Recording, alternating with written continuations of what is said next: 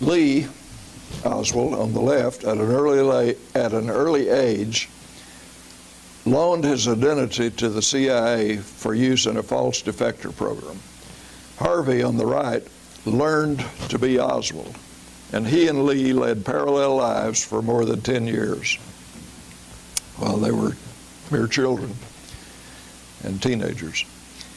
His agency controllers, later though, were involved in the assassination plot, and his controllers sacrificed Harvey as the patsy to take the fall for the JFK hit. Lee, however, may still be alive today, living under another name. I'm bringing this stuff up only because I want to present it as a backdrop to what happened with the films. Because you have to understand that the center of the universe of the evidence, the sun in that solar system, is the body, not the films. And the films are really critical, but they're not the film. And I say that because in a forensic legal investigation, when a murder is committed, if it's someone's Christmas party, they don't say, get us the 8mm film. No, they say, get us the autopsy. What does the autopsy say? That's what the detectives want, that's what the district attorney wants, and in this case, that's what the attorney general wants. What's the autopsy on my brother's body say? That's the legal evidence of how the story of the shooting unfolded. So, for those of you that haven't had the chance to go down there, which up until 3 days ago included myself, I wanted to show you what Dealey Plaza looks like from the Zapruder pedestal, from about the right height. You can see here, this is one of Jack's photographs here, and there I took the dates out. I deleted all of the people and the cars that were moving because there was enough overlap usually to fill in the details from something else. And with the wonders of modern technology, you can stitch them together without any cut lines, without any seams in that, David. So I'll just, the whole image is about 4,500 pixels wide. So the only way I can show you is to pan the whole thing. A little bit jerky at times, the computer's pretty powerful, but not fully. And that's pretty well what it looks like. As I stood up there with my printout of this, or something similar, I'll show you in a moment, and looked around. And if your whole plan is to alter the body, well, by God, you better pay attention to what's going on with the films, or you can have serious problems, as turned out to be the case in Dealey Plaza in this assassination. Question, what about Dealey Plaza in 1963? It's all well and good to know what it looks like now, or last July.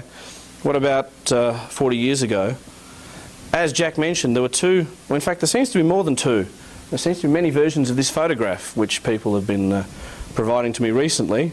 But I'm saying to you is the back of the body in this case is a blackboard on which a false history of this case is written. You can punch a hole in the back of the shoulder, put a bullet on a stretcher, you can punch a hole in the back of the head.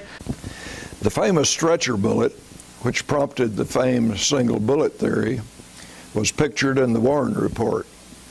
Not until the early 1990s did researcher Walt Cakebread and I notice and then prove that the Warren Commission photo of CE 399 has 6 lands and grooves.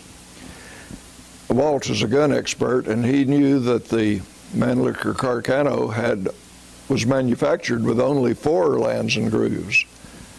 He obtained 8x10 enlargements from the archives of CE 399, as shown by the Warren Commission, and also as later published by the HSCA. The HSCA bullet properly has 4 grooves. In the intervening years, someone had counterfeited a 4-grooved bullet and substituted it for the 6-groove Warren Commission bullet in the archives. Who had access to these bullets? Only the FBI. I work with the body because in 1966, in the fall of '66, when I discovered the evidence the body was altered, this is brand new. What am I going to do with this? Where does it go? What you have here is Jack's 2002 panorama poking out the side, because the photograph doesn't go quite that far. Over the top you've got the 3 black and white photographs. Now unfortunately this one's a little bit, the quality I had for this one wasn't too good. It was a little bit half-toned, so when I blow up you'll see a bit of half-toning